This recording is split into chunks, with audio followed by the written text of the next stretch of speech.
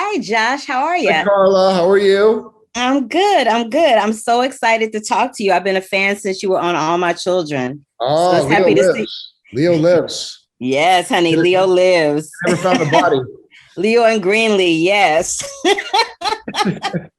But I kind of love Jupiter's Legacy because we get to see superheroes age and go between the 30s and now. What Yeah. was that like for you? Because, when we see superheroes, we never see them age. They always look eternally youthful and beautiful. Yeah. Yeah. And that was one of the beauties of this for me. It's like, okay, so I've seen a lot of iterations of the superhero, but I've never seen one who was sort of tired and old and kind of depressed.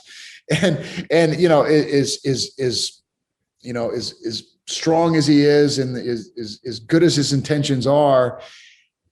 This guy is going through it. He really is. And I love the fact that, there's a scene where I'm in the therapist chair. I mean, when have you seen that? I mean, this guy's Never. he's dealing with, I mean, I think that anybody who's dealing with raising children ages 15 to 20 would probably understand that you probably need some therapy. I'm guessing I Right. will when my kid's 17, 18, 20 years old. Right. We talk a lot about the code in Jupiter's Legacy, this code that these superheroes are living by. And I just wondered, in your real life, what's your code of honor?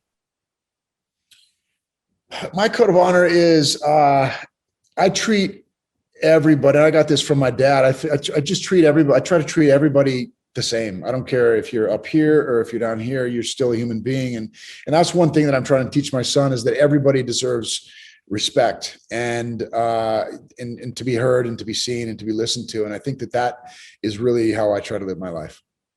And how are you feeling about some Black superheroes? Because I personally have been screaming about Black superheroes for eons, and then they all came in one year.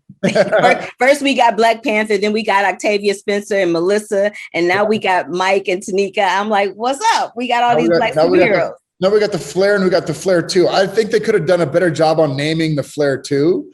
That was my one gripe from Mark Millar. It's like, really, we got the Flare and we got the Flare 2. Couldn't we have given her, like, I don't know, anything but the Flare 2?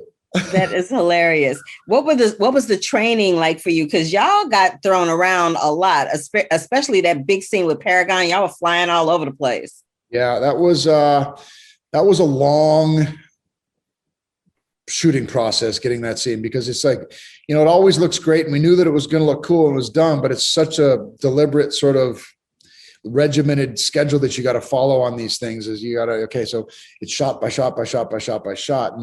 And as fun as they are when they're all put together, those are not fun scenes to always shoot, although you do get to be hung up on wires and fly around a little bit.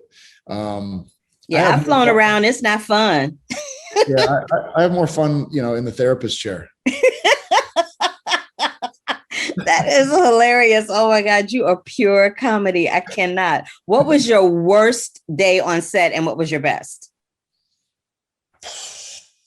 My worst day on set would have probably been the first day we had the suits on. We were in Toronto, middle of the summer, and it was like 107 degrees and we were all just dying in these suits. It was like, we're like, is this what this is going to be like for the next 6 months?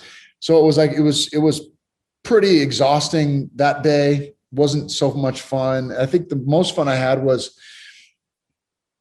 as crazy as this sounds, was the third and fourth episode when my character starts losing his mind.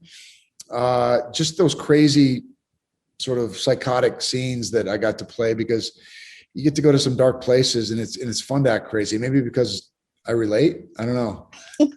Well, you executed them very well. It was such a joy and a pleasure to watch you in this role as Sheldon. And thank you so much for taking time out to speak with me. I appreciate it. Thank you, Carla. All right. Bye now. Bye-bye. To keep up with the Curvy Critic, like our page here, click that subscribe button and click that bell for notifications. Love, peace, and hair.